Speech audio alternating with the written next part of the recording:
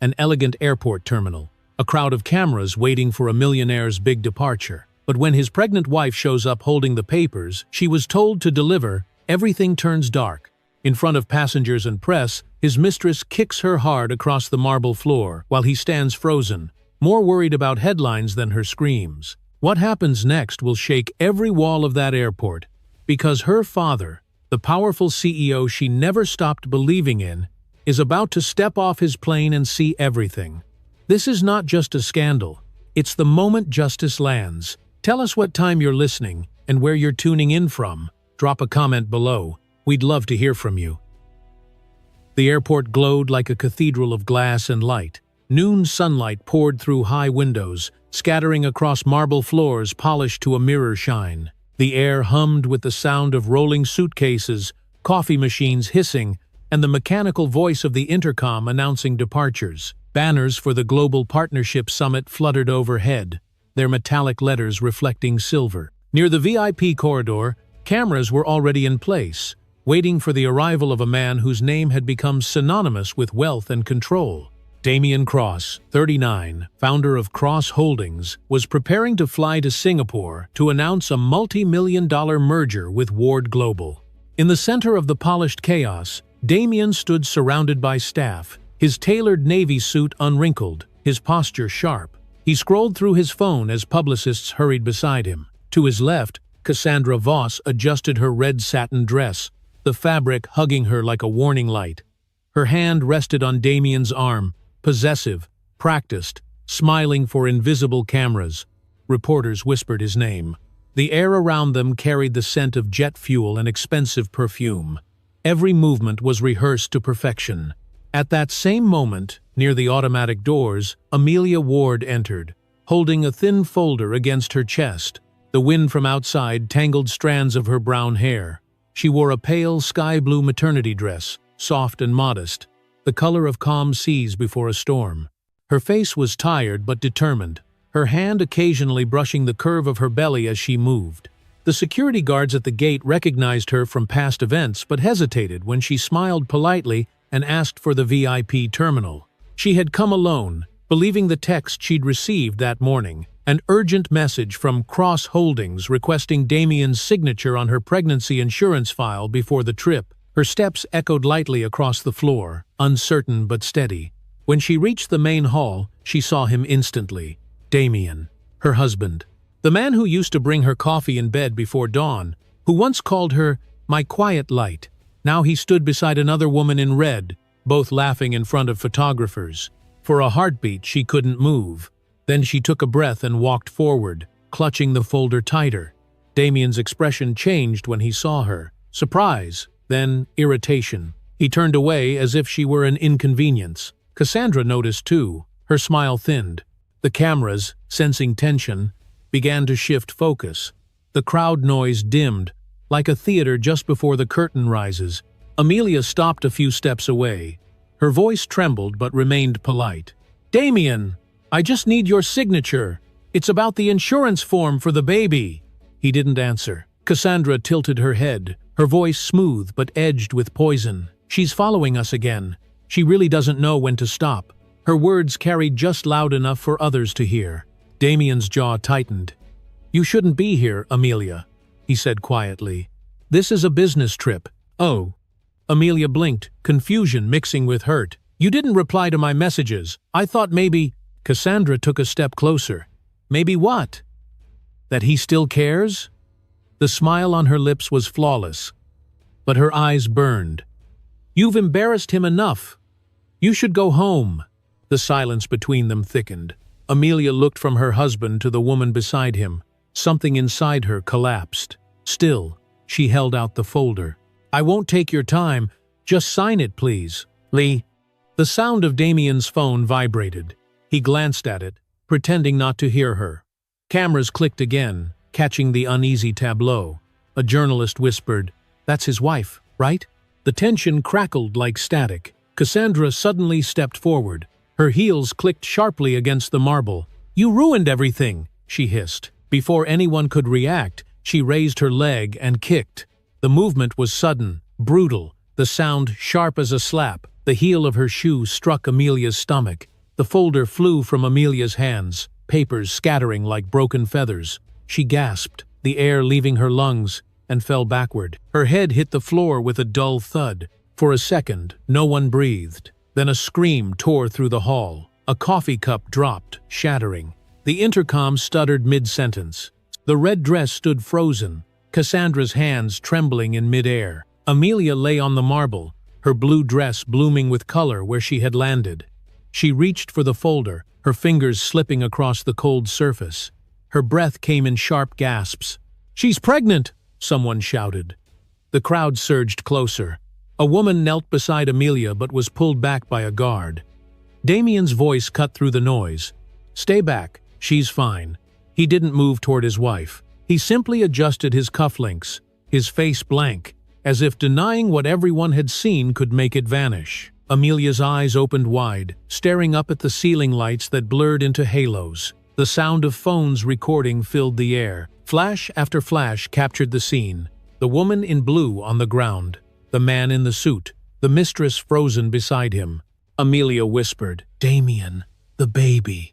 Her hand trembled, gripping her belly. Cassandra turned her face away, shaking, realizing what she had done.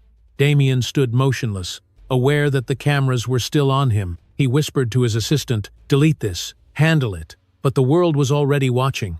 A teenage boy nearby uploaded the first clip. Millionaire's mistress kicks pregnant wife at airport. Within minutes, phones buzzed, screens lit up. Security guards hesitated, unsure whom to protect. The reporters whispered into microphones. The air was thick with judgment and disbelief. Amelia tried to sit up, but pain seized her body. She collapsed again, the sound of her breathing faint but defiant.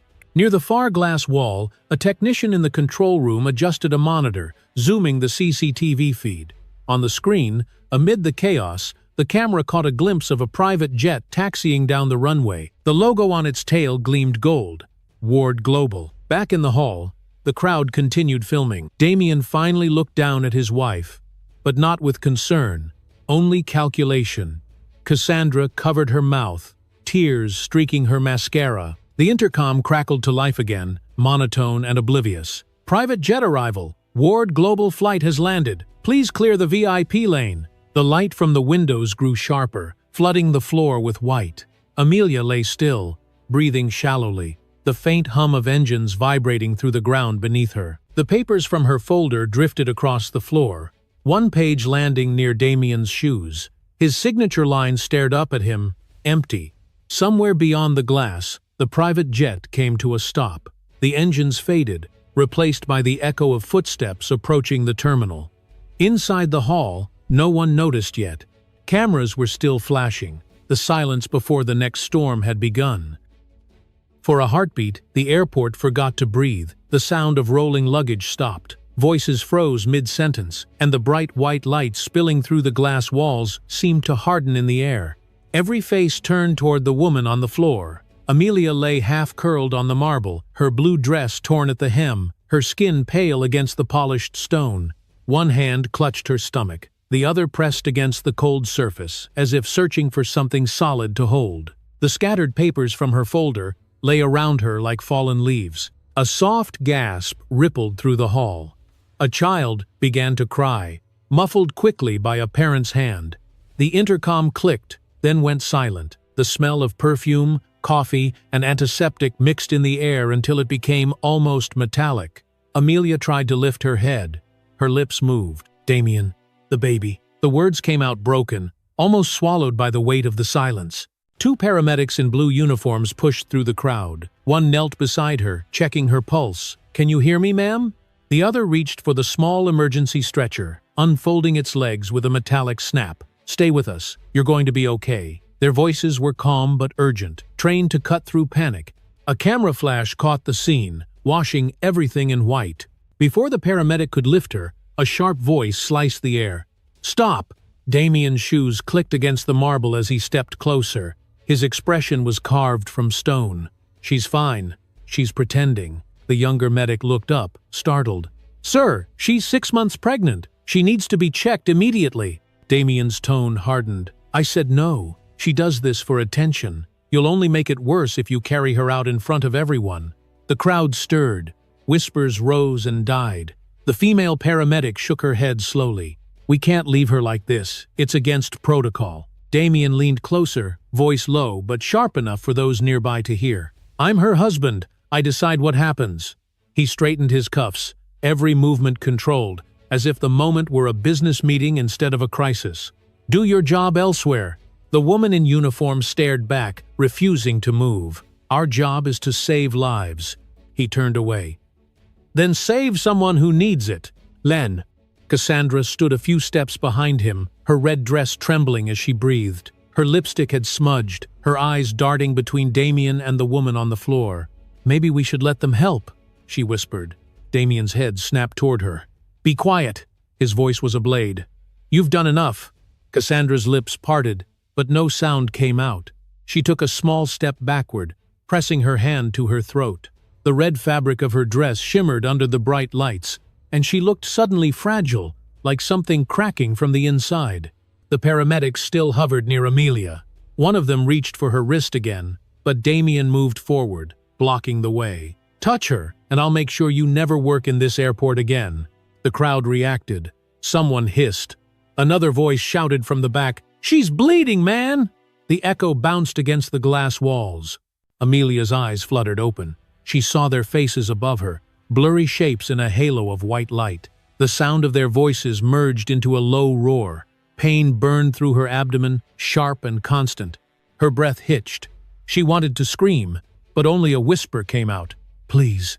Tears welled in the corners of her eyes. They fell onto the marble, leaving tiny circles that glistened like glass. She could feel the cold seeping into her back, into her bones. For a second, she imagined she was somewhere else, at home, by the window where sunlight used to warm her skin. The memory flickered and vanished. The present pressed down again, heavy and merciless. The female paramedic crouched lower. "Listen to me, Amelia. You need medical attention." Damien's voice rose, smooth but venomous. "If you touch her again, I'll have security escort you out." He didn't raise his hand, but the threat in his words carried weight. The guards at the edge of the scene hesitated, unsure whom to obey. Their eyes moved from the woman bleeding on the floor to the man with power in his voice. A reporter whispered into a microphone. "Millionaire stops rescue of pregnant wife after public assault." The camera light blinked red.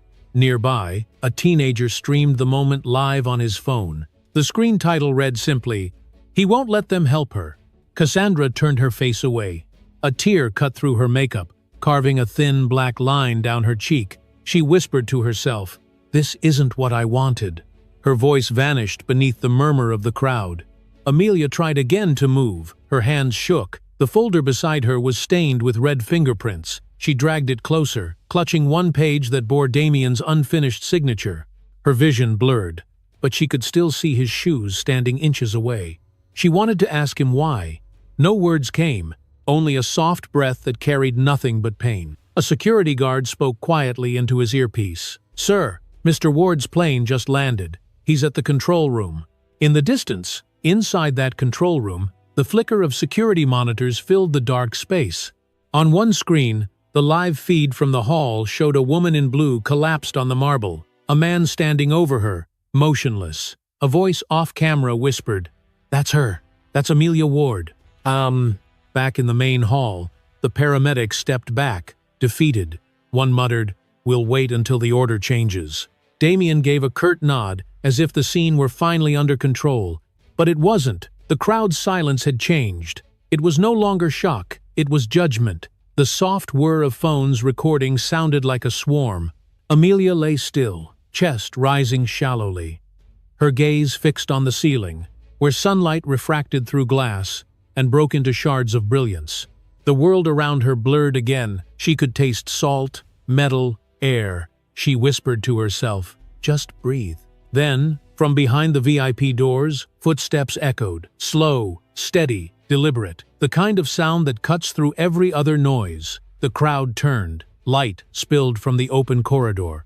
A tall figure stepped forward, his outline framed by the brightness behind him. The hall seemed to contract around his presence. His shoes stopped on the edge of the light. His voice came, low and cold, filling the space. What the hell did you just do to my daughter?"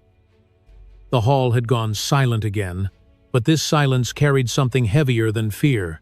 Every sound had been swallowed. The crowd parted without being told, forming a narrow path of reflection across the marble floor.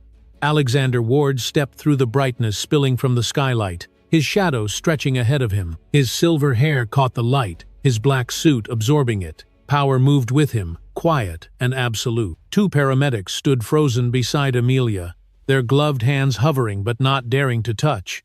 Her breathing was shallow, her skin pale against the cold stone. Then Alexander's voice cut through the stillness, calm but sharp as a command. "Call the emergency team, now! She needs oxygen and a stretcher here, fast!" The authority in his tone snapped the medics into motion. One reached for the radio, calling for a trauma unit, while the other unfolded the portable oxygen kit. Alexander knelt beside his daughter, his hand trembling once before, steadying as he brushed a lock of hair from her forehead. "Stay still, sweetheart. You're safe now," he whispered, his voice softening for the first time in years. Amelia's lips moved faintly. "Dad!"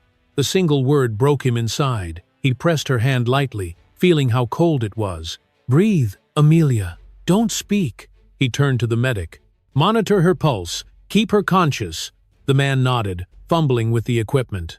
Cassandra stood a few steps back, her red dress trembling around her legs as if caught in an invisible wind. Her mascara had started to run. The sight of Alexander made her chest tighten. She had met him once at a gala, shaking his hand while lying through her smile about admiration and respect. Now his presence felt like a sentence being read aloud. Just minutes earlier, inside the airport control room, Alexander had been watching a wall of surveillance feeds. The room was dim except for the blue glow of the screens. His assistant had leaned in, whispering, "Sir, there's something wrong at Gate C5. The footage replayed in silence. Cassandra raising her leg, Amelia falling, Damien standing motionless. The assistant's voice broke the air. "It's her, sir. That's Amelia." The coffee cup slipped from Alexander's hand, crashing against the floor. The brown liquid spread across the tile like spilled blood. He didn't blink. His reflection on the screen looked older, colder. When the playback ended, he turned and left the room without a word. Now, standing over his daughter, the memory of that footage flickered in his mind. He rose slowly to his full height. The crowd stepped back further. His voice filled the hall, steady and resonant. "Who did this?" A security guard hesitated before raising his hand, pointing toward Cassandra. The red of her dress looked almost violent under the white light. Alexander's eyes locked onto her. "You kicked a pregnant woman?" Cassandra's voice cracked. "I didn't mean to. I lost control. I wasn't thinking." She took a half step forward, shaking, tears breaking her eyeliner. "It was just a mistake." He didn't raise his voice. "You didn't lose control. You lost your humanity." The words hit harder than a shout. Cassandra froze, her mouth opening, closing again. The cameras caught her face, wide eyes, streaked cheeks, trembling lips. Damien turned toward her, then quickly looked away. "Alexander, listen," Damien said, his voice strained, the polish gone from it. "It's not what it looks like." Alexander turned slowly to face him. "Not what it looks like?" His tone was quiet, but each syllable landed with weight. "She's bleeding, Damien." Damien tried to smile, but it came out twisted. "She fell. I was trying to help." His hands moved uselessly in the air, as if words could erase the stain of what everyone had seen. From somewhere in the back, a woman's voice cut through. "We saw it. It's on video." The crowd began to murmur again, their whispers rising like a tide. Cassandra shook her head, her voice breaking. "It was an accident, I swear. I didn't mean to hurt her." Alexander's gaze shifted between them. His face remained expressionless, but his eyes were alive with fury. "Accidents don't leave shoe prints on a woman's body." The sentence landed like a blade. Cassandra gasped, covering her mouth. Damien's jaw clenched, his breath coming faster. Alexander turned toward the security team. "Pull up the footage, screen 3. At the far wall, a technician obeyed. The massive LED display above the gate flickered, then came to life. The recording rolled in silence, too clear to deny. Cassandra shouting, the sudden kick, Amelia collapsing, Damien standing motionless beside her. Cassandra let out a strangled cry. "Please stop! Turn it off!" She covered her ears, tears falling freely now. The light from the screen reflected in her eyes, showing her own face over and over again. Damien stayed rigid. His fists trembled at his sides. The truth was out, stripped of language, stripped of defense. The video looped once more, the sound still muted, the image unbearable. Gasps moved through the hall. A reporter whispered into a microphone. "The truth is live now." Someone in the crowd spoke. "He just watched." Another voice followed. "And she smiled." "Lum." Cassandra shook her head violently.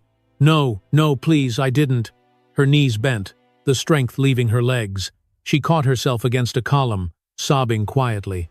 Alexander stood in the center of the chaos, unmoved. His stillness commanded the space more than any gesture could. Every lens turned toward him. His reflection in the polished floor looked like a monument carved from light and shadow. He took a single step toward Damien.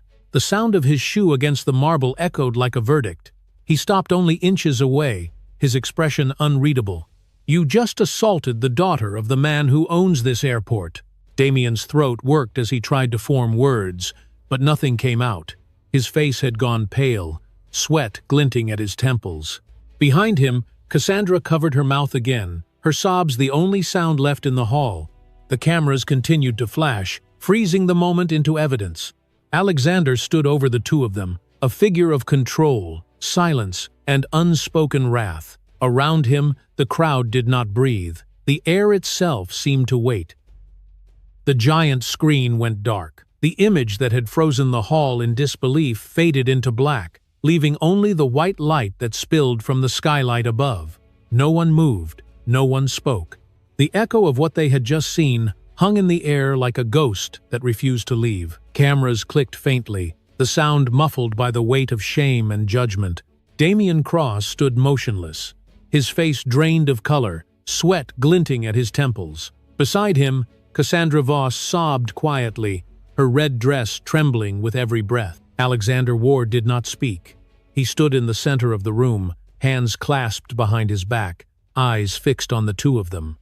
The silence he commanded was louder than anger. It was the silence of someone who no longer needed to prove authority. The crowd waited for him to speak, but he didn't. The stillness pressed down until Damien finally broke it. "Alexander, this is a misunderstanding," he began, his voice tight but eager, desperate to reclaim control. "You're only seeing one part of the story. She attacked us first. We were just defending ourselves." His words tumbled over each other, empty, frantic. Alexander's gaze didn't shift. He didn't blink. The man's voice seemed to dissolve against the walls, absorbed by the marble and glass.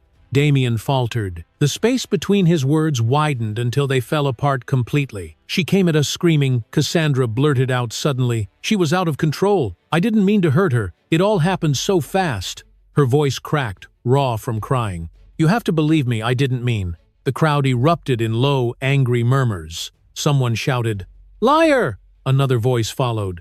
"We saw it!" Cassandra's hands trembled. She turned toward Damien for help, but he looked away.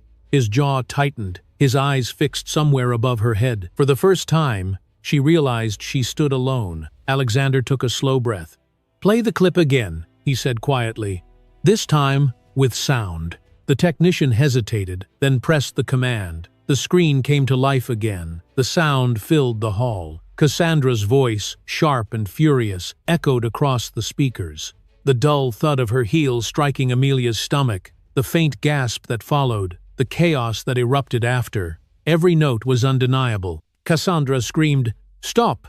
Please stop!" She covered her ears, sinking toward the floor. The screen continued until the moment Amelia hit the ground. Then Alexander lifted his hand slightly. Enough. The screen went black again.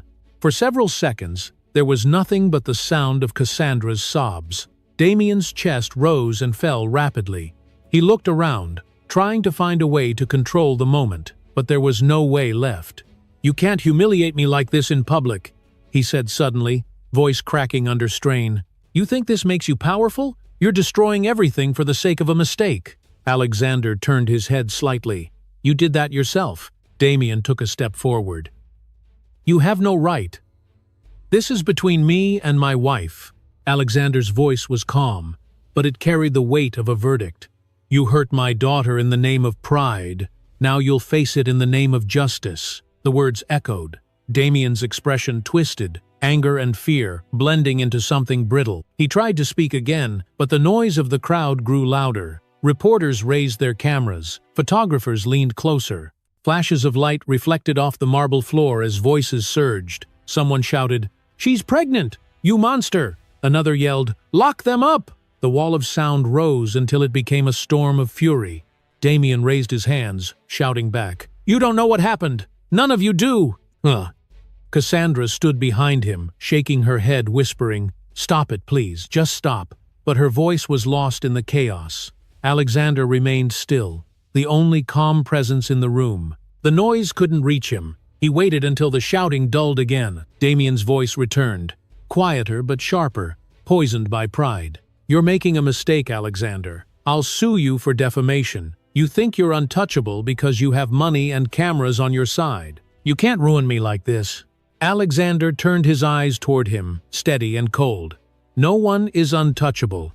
That's what makes law beautiful." The line silenced the hall. Even the hum of the air conditioning seemed to stop. Damien's breath came shallow. Cassandra looked up at Alexander through tears, realizing that this was the end, that nothing she said could fix the image now burned into every screen. Her strength broke. She stumbled backward, her knees giving out beneath her. She collapsed onto the cold floor, both hands clutching her face as sobs ripped through her chest. "Please stop! I can't!" The sound was small but piercing, echoing against the glass walls. No one moved to help her. The crowd simply watched. The space around her widened, as if shame itself demanded distance. The light from above fell straight onto her, leaving her shadow stretched and trembling on the ground. Alexander did not look at her. His gaze stayed on Damien, the man who had once called him father. Damien's shoulders slumped. His eyes darted from the cameras to the faces around him, searching for an ally and finding none. Alexander lifted his chin slightly, signaling to his assistant near the corner of the hall. "Preserve all recordings," he said, his tone even, almost gentle. "This will go to court." The assistant nodded once and turned away. No one applauded. No one spoke. The scene didn't need sound anymore. The decision had already been made. Damien's lips moved as if to argue, but no words came out. Cassandra's sobs filled the silence again, hollow and endless. Alexander stood beneath the skylight, his expression unreadable, the light crowning him like a cold halo. The hall was no longer an airport but a courtroom, and every witness there had already delivered their verdict. The silence after Alexander's words felt like a wall closing in. Damien stood still, blinking against the harsh light that poured through the glass ceiling. His throat worked once, then again. A thin smile pulled at his lips, brittle and wrong. He gave a small laugh, the sound echoing too loudly in the vast space. "Court," he said quietly, almost to himself. "You think this will hold in court?" The crowd didn't react. The cameras stayed fixed on him. He straightened his jacket, smoothed his hair, and let out another dry laugh. "You've made quite a show, Alexander. Congratulations. The people love a villain, and I suppose I'll do." He looked around at the faces, staring back. "You think I'm finished? Ward Global was nothing before I came along. You know that." His voice was even now, soft but cutting. "You think this empire stands without me?" Alexander didn't answer. He simply watched. His silence carried more weight than any argument. The air seemed to tighten again, drawn toward the tension between the two men. Damien took a slow step forward. His eyes narrowed, a faint smile still on his lips. "Say something," he said softly. "You can't stay silent forever." Alexander's voice came at last, calm and deliberate. "Cross Holdings grew on deception. You don't build legacy on cruelty." Damien's smirk faltered for a moment. "You talk like you're some kind of saint. Don't fool yourself. You knew what I was. You just liked how it looked on the balance sheet." Alexander tilted his head slightly. "Maybe. But I know what I'm looking at now."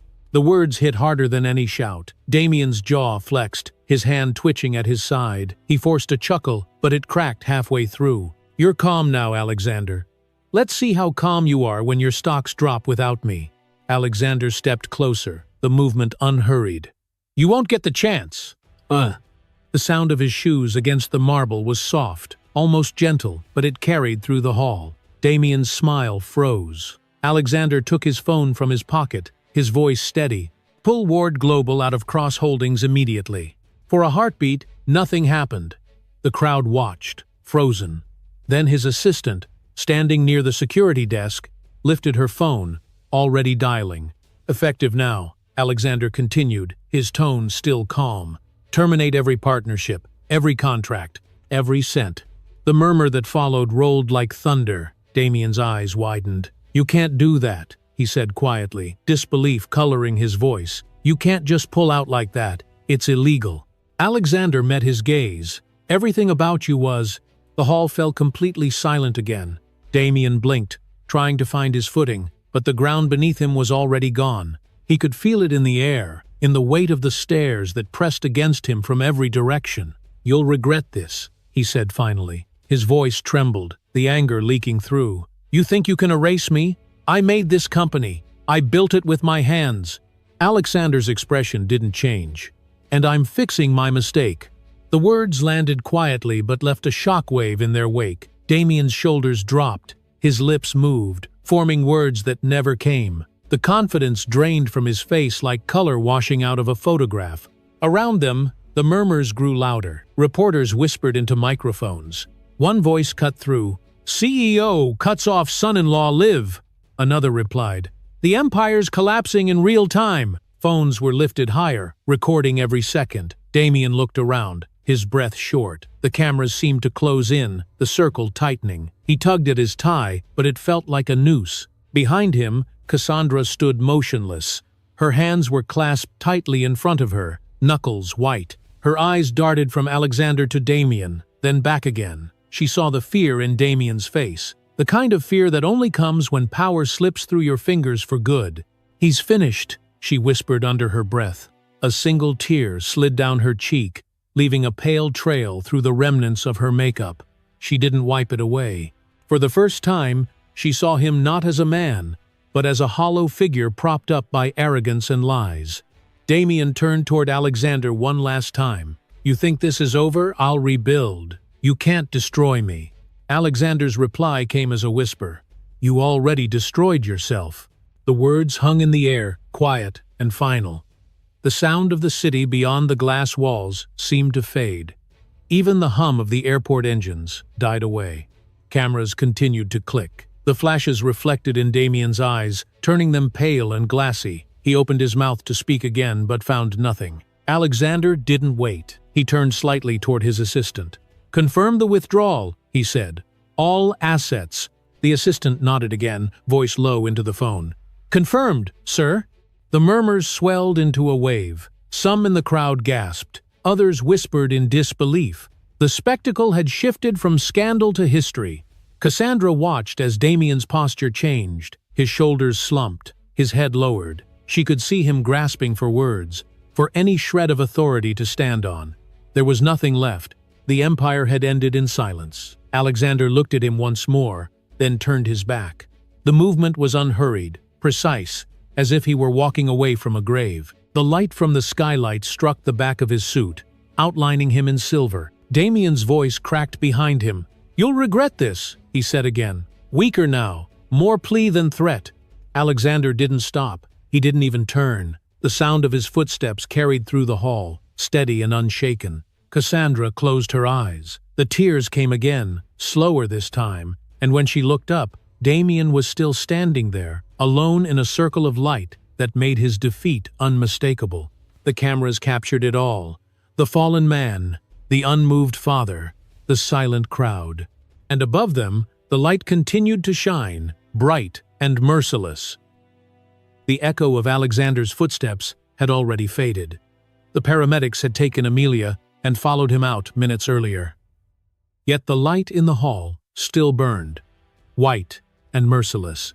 Damien Cross stood beneath it, his shoulders rigid, his hands clenching and unclenching as the crowd pressed closer. Cassandra lingered a few steps away, her face streaked with ruined makeup, her red dress wrinkled and torn. The silence that followed their departure was heavier than noise. Then a voice cut through it. "Show the video again." The command came from somewhere near the center of the crowd, sharp and impatient. Another voice joined in. We all saw it. Play it again. Someone's phone screen lit up. A dozen others followed. Within seconds, the air filled with glowing rectangles. The video replayed on repeat from different angles, shaky but clear enough to show everything. Cassandra's heel lifted. Amelia's body crumpled. Damien did nothing. Murmurs rippled through the hall. Words sharpened into accusations. He just stood there. Look at her face. She's pregnant. The noise grew. Damien turned in a slow circle, eyes darting between cameras and faces, as if searching for a way out. Enough, he said, voice tight but low. No one stopped recording. On the large central screen, another clip appeared. It was from a bystander's phone, zoomed close enough to show Damien's expression at the moment of the attack. Cold, blank, watching. A collective gasp ran through the room. Cassandra covered her mouth, shaking. Damien's hands curled into fists. Outside the hall, the buzz of breaking news spread like electricity. Reporters held their phones to their mouths, voices urgent. Breaking update. The cross assault at Ward International Airport has gone viral. Hashtags number Ward Justice and number Cross Collapse are now trending worldwide. The feed looped on dozens of devices, the same few seconds again and again, until the image burned itself into the world's memory. Inside, Damien's composure began to crack. "You think you know the truth?" he said loudly, trying to rise above the noise. "You don't know what happened. You don't know her." A journalist stepped forward, microphone raised. "Do you deny the assault, Mr. Cross?" Damien's jaw tightened. "Turn that off," he said, pointing at the camera.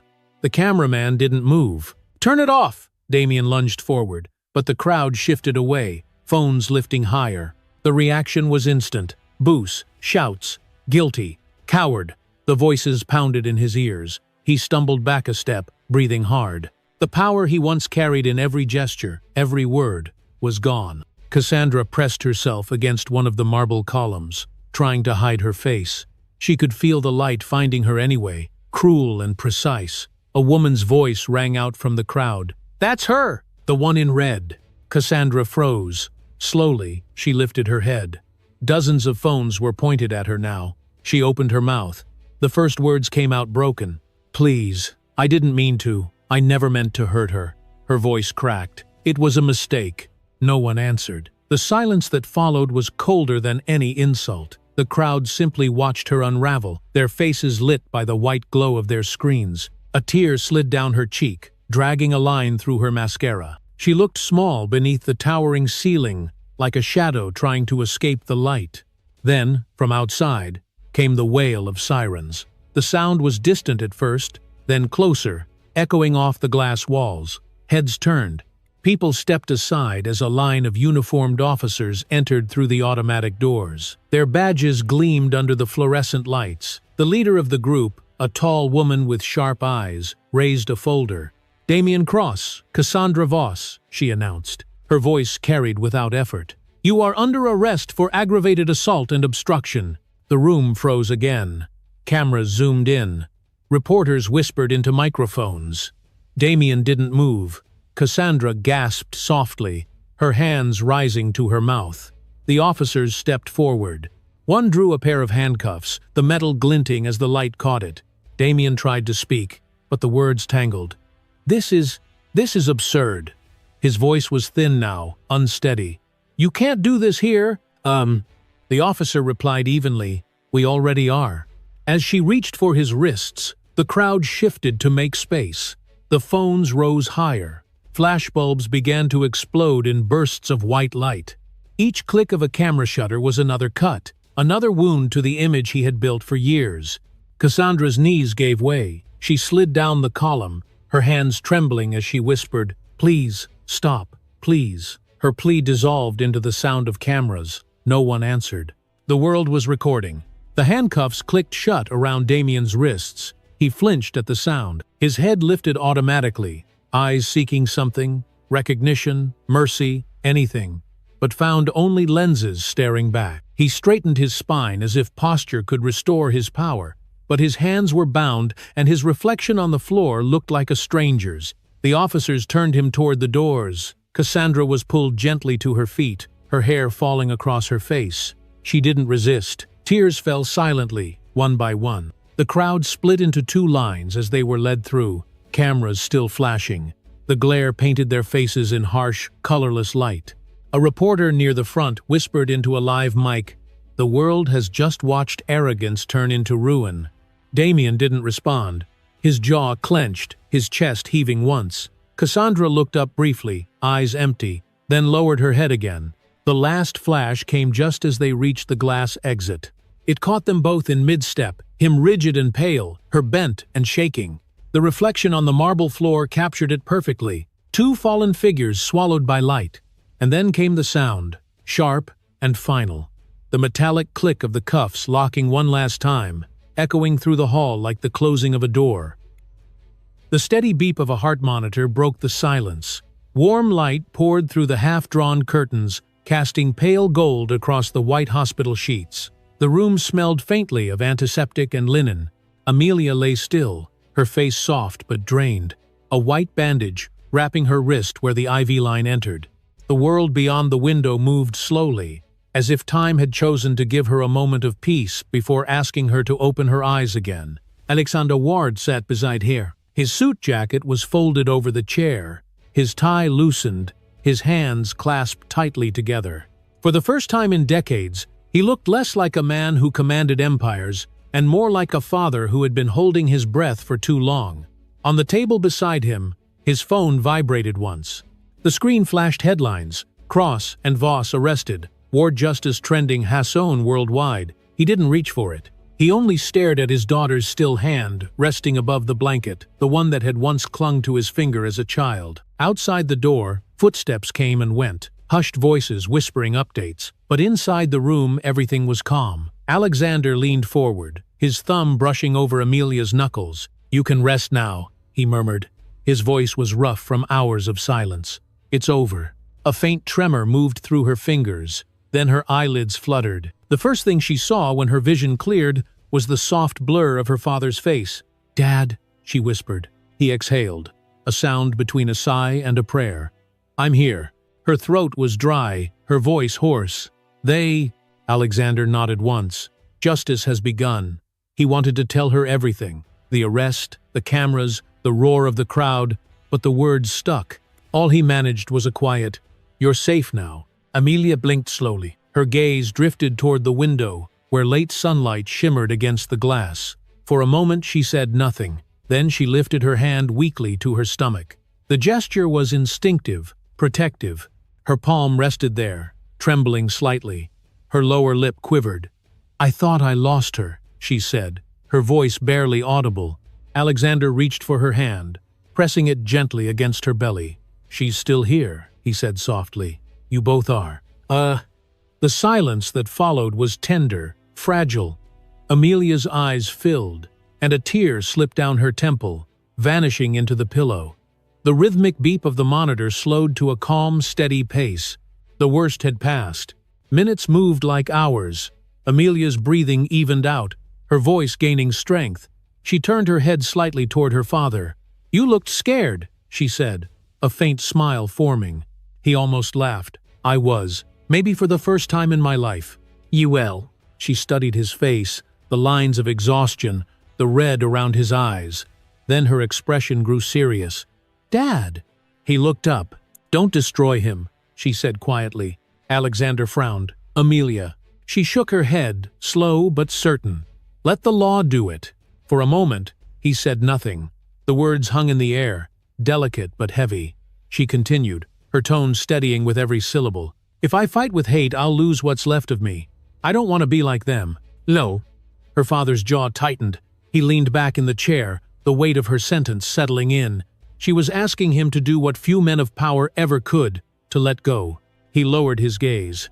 "You are stronger than I ever was," he said finally. Amelia smiled faintly. "No, I'm just done being afraid." That single line changed the air between them. The room felt brighter, lighter, as if something invisible had been lifted.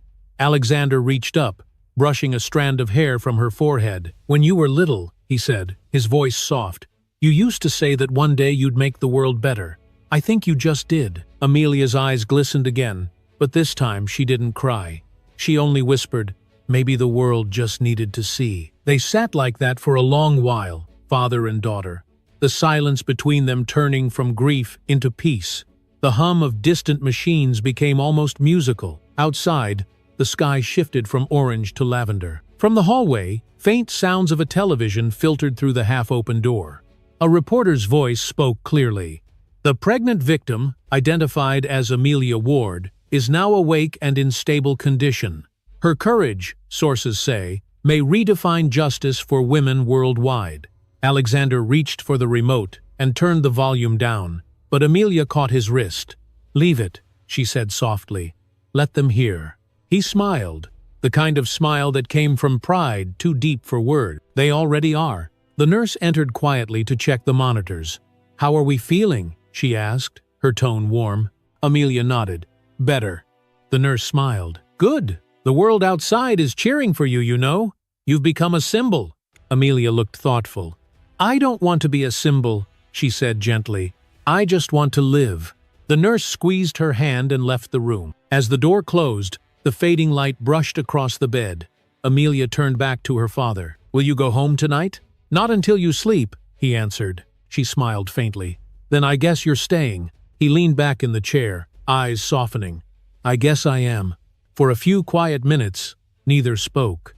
The only sound was the steady rhythm of the monitor, matching the slow cadence of her breathing. Amelia turned her head toward the window. Outside, the last light of evening stretched across the city, reflecting on the glass tower that bore her family's name. She whispered, almost to herself, "We made it, little one." Her fingers traced gentle circles over her stomach. The light framed her face, warm and alive. Alexander watched, his heart both breaking and mending in the same breath. Beyond the window, the city kept moving, unaware that inside this small, quiet room, the story had shifted, from pain to strength, from silence to voice. Amelia closed her eyes again, but this time, not from exhaustion. She was resting in victory. Morning light spread across the skyline, washing the glass towers of the city in gold. Traffic had not yet filled the streets, but screens already glowed with headlines. On a massive billboard above the Ward Global building, a single phrase rotated across the display: "Justice for Amelia Ward." The letters gleamed against the morning sky, reflected in every passing window. In offices, cafes, and living rooms, televisions and phones played the same news broadcast. The anchor's voice was calm but charged with gravity. Federal prosecutors have confirmed that businessman Damian Cross and his associate Cassandra Voss will face charges of aggravated assault and attempted coercion. Evidence includes multiple video recordings and digital communications recovered by investigators. The footage, verified by authorities, shows the assault that occurred yesterday at Ward International Airport. Udo. Images filled the screen, brief flashes from the scene, the marble floor, the crowd, the arrest. The newscaster continued, "This case has sparked a nationwide conversation about power, accountability, and the courage of one woman who chose compassion over vengeance." Outside the courthouse, camera crews assembled. Reporters adjusted microphones as the federal seal shimmered behind them. A moment later, the glass doors opened, and the lead prosecutor stepped out. She was composed, crisp in a navy suit, her tone measured. "Based on substantial evidence and multiple witness statements," she said, "the defendants will be tried in federal court. No one, regardless of wealth or influence, is above the law."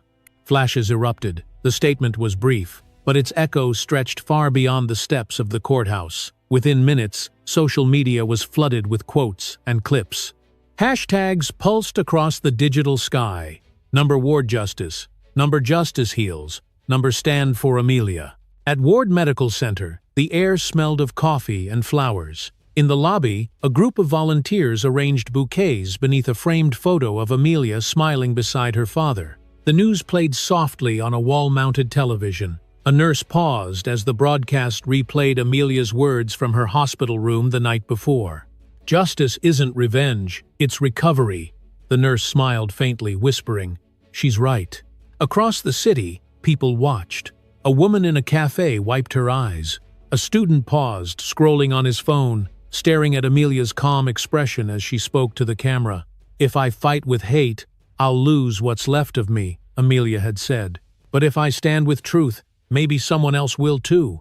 The clip spread faster than any press statement could. Within hours, it had reached millions. News anchors quoted her sentence on live television. Commentators debated its meaning. In offices, strangers stopped to watch together. On the sidewalks, digital billboards replayed her image, soft-spoken, unflinching, serene. At the courthouse press conference later that day, Alexander Ward stood quietly behind the prosecutors. He said nothing at first, his tall frame steady, his face unreadable beneath the bright lights.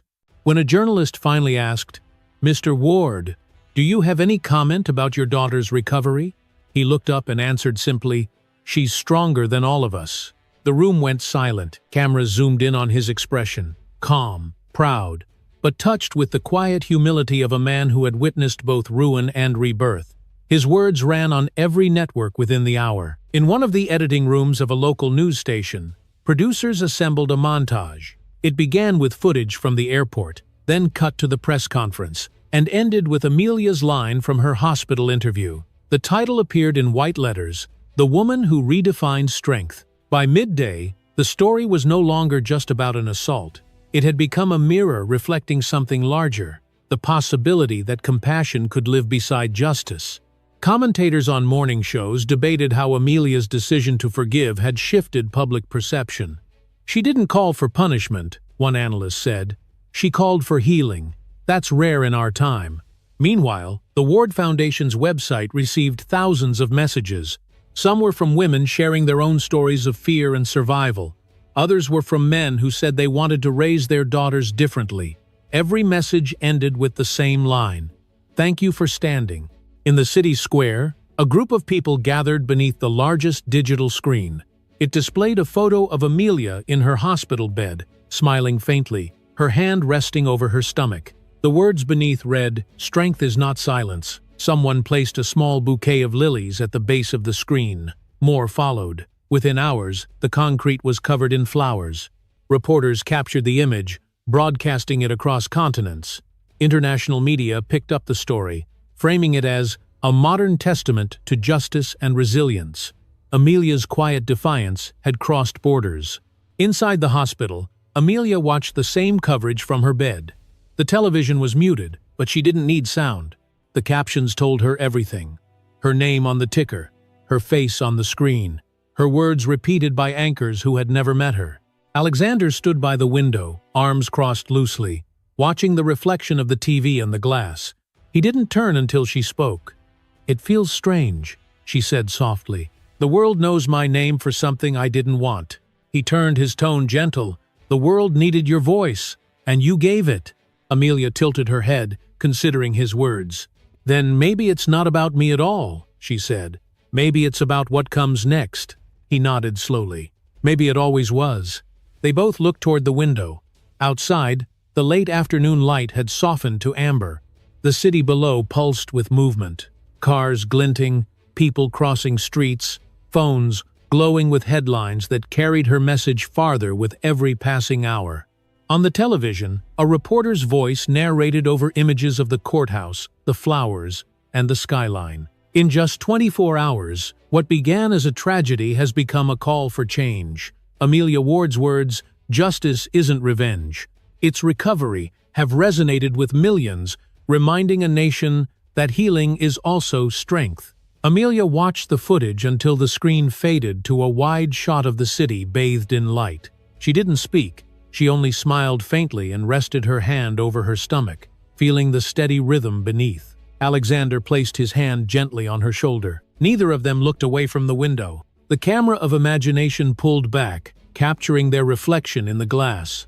A father and daughter framed by the gold of the setting. Sunday. Two figures, small against the vastness of the city, yet bright enough to be seen. The courthouse stood under a pale morning sky, its marble facade reflecting streaks of silver light. The street outside was sealed by barricades and lined with flashing blue and red. Two armored police vans rolled to a stop at the steps. The sirens were silent, but their lights pulsed like a heartbeat against the stone. Reporters filled the square, microphones raised, cameras already streaming live to millions, watching around the world. The first van door opened with a metallic click. Damian Cross stepped out, wrists chained, his gray prison uniform crisp against the cold morning air. His face was pale, jaw clenched, eyes hidden beneath the shadow of defeat. Behind him, Cassandra Voss emerged from the second van, her hands cuffed, her hair tied tightly back, her lips trembling as she avoided the lenses. The officers guided them forward, flashes erupting in a storm of white light. The man once photographed as a symbol of power was now captured as a prisoner. Inside, the courtroom was silent except for the shuffle of papers and the hum of cameras. Sunlight filtered through the high windows, cutting lines across the polished wooden floor. The federal judge took his seat, robes settling with quiet authority. All rise. Every person in the room stood. Damian lifted his chin slightly, though his shoulders remained heavy. Cassandra kept her head down, the chain at her wrists rattling faintly. Alexander Ward sat in the second row, his face unreadable. He wore no expression of triumph, only solemnity. Before him, the prosecution table glowed with the blue light of laptops and files stacked like walls of truth. The prosecutor began. Her voice was steady, practiced. "Your Honor, the evidence presented before this court is irrefutable. The assault was premeditated. The defendants not only acted with intent, but coordinated their deception in written messages recovered by investigators." She gestured to the screen behind her. "Exhibit 14. The courtroom lights dimmed. On the projection screen appeared a text exchange between Damian and Cassandra. The words were stark and damning. "If she disappears, we'll finally be free." Gasps rippled through the audience. Cassandra flinched. Damian's face tightened, but he didn't look away. The prosecutor continued. "These were not the words of panic. They were the words of plan." When the lights came back, the room felt smaller, the air heavier. The defense attorney stood quickly, buttoning his coat. "Your Honor," he began, "my client acted under emotional distress. This was not premeditation but confusion, fueled by fear and—" The judge raised a hand. "Counselor." His tone was calm, but final. "Distress is not an excuse for cruelty. Continue." The defense attorney hesitated, then sat down. Cassandra glanced toward Damian as if searching for something in his face. He didn't meet her eyes. The judge turned to the prosecutor. "Proceed." She nodded. "We also present medical reports confirming the victim's injuries, witness testimonies, and the digital trail linking both defendants to the attempted coercion of Mrs. Ward." Her voice softened slightly as she said Amelia's name, but she didn't linger. "All evidence supports the charges beyond reasonable doubt." When she finished, the judge leaned back, removing his glasses. The silence that followed stretched long enough for the air itself to hum. "The defendants may speak before sentencing." Damian rose slowly. The sound of his chains scraping against the table filled the room. His voice, when it came, was rough and hollow. "I lost everything because I trusted love that wasn't real," he said. "I didn't mean to hurt her. I only wanted control of my life again." No one responded. The words dissolved into the stillness. The judge's expression didn't change. "Control was never yours to take through harm, Mr. Cross." "You bling." Cassandra rose next, unsteady. Her tears came before her words. "I thought he would protect me," she whispered. "I thought power could make me safe." She pressed her hands together, chains clinking softly. "I was wrong." Alexander watched, his eyes lowering. There was no anger left, only the kind of pity that comes when rage has burned itself out. The judge straightened the papers before him. The room seemed to hold its breath. "This court finds Damian Cross and Cassandra Voss guilty of aggravated assault and coercion. Each of you is sentenced to 10 years in federal prison, without the possibility of parole." The gavel struck once, sharp and echoing like a final heartbeat. "Justice is served." No one moved at first. Then the marshals approached. Cassandra's sobs filled the quiet as the officer took her by the arm. Damian didn't resist. His face was blank, drained of everything that once animated it. The chains between his wrists jingled faintly as he was turned toward the door. Outside, the crowd erupted when the courthouse doors opened again. Cameras flashed, reporters shouted questions, and the sound of handcuffs clinking mingled with the chaos. 10 years each, someone said breathlessly into a microphone. No parole, justice delivered. Across the city, televisions replayed the moment the gavel fell. Commentators called it a landmark decision, a symbol of equality before the law. On the steps, people clapped, not with celebration, but with solemn relief. The air itself seemed lighter, as if a storm had finally broken. In a quiet hospital room miles away, Amelia Ward sat upright in bed, a blanket draped across her legs. The morning news flickered on the television. The camera showed the courthouse, the crowd, the flashing lights. She didn't turn away. Alexander's reflection appeared faintly in the window behind her. He had come straight from the courthouse, still in his dark suit. She didn't need to ask. His eyes told her everything. On the screen, the anchor's voice steadied. Both defendants received 10-year sentences in federal prison without parole. The verdict brings closure to a case that captured the world's attention. For Amelia Ward, the woman at the center of it all, justice has finally been done. Amelia's gaze softened. Her hand moved to her stomach, resting there gently. Her voice was almost a whisper. "It's over now." The TV light flickered across her face. Outside, the day was bright and clear, the city humming with its usual rhythm. In the reflection of the glass, father and daughter stood side by side, motionless, the past behind them, the silence between them peaceful at last. Morning sunlight filled the Ward estate, warm and forgiving as it streamed through the tall windows. Outside, the garden glowed with new blossoms. The air smelled of wet grass and jasmine after a night of light rain. Amelia walked slowly along the gravel path, her steps unhurried, her white dress fluttering in the breeze. In her arms, the baby stirred, soft and peaceful, a small hand reaching toward the light. The world had quieted. No sirens, no voices shouting for justice. Only birds, wind, and the sound of a life beginning again. Inside the house, everything seemed brighter. The curtains were open, the walls freshly painted. Where there had once been silence heavy with grief, there was now the hum of ordinary peace. On the wooden table in the sunroom, a newspaper lay unfolded. Across its front page, a headline read, "Cross Case Closes. Ward Foundation Expands. Support for Women and Children." Below it, a photograph showed Amelia standing in the hospital garden, smiling faintly, her baby swaddled in blue. Alexander Ward sat nearby, glasses perched low on his nose as he read.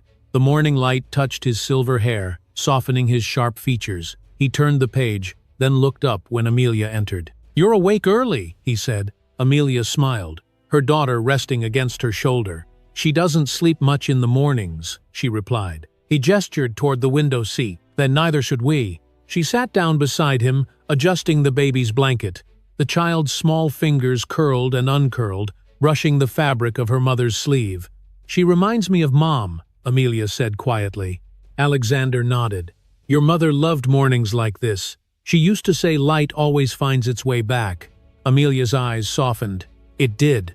She paused, her gaze wandering to the framed photos on the mantel. One showed her standing beside Alexander at the foundation's opening ceremony. Another, newer, showed volunteers and smiling women holding banners that read, "Hope over Fear."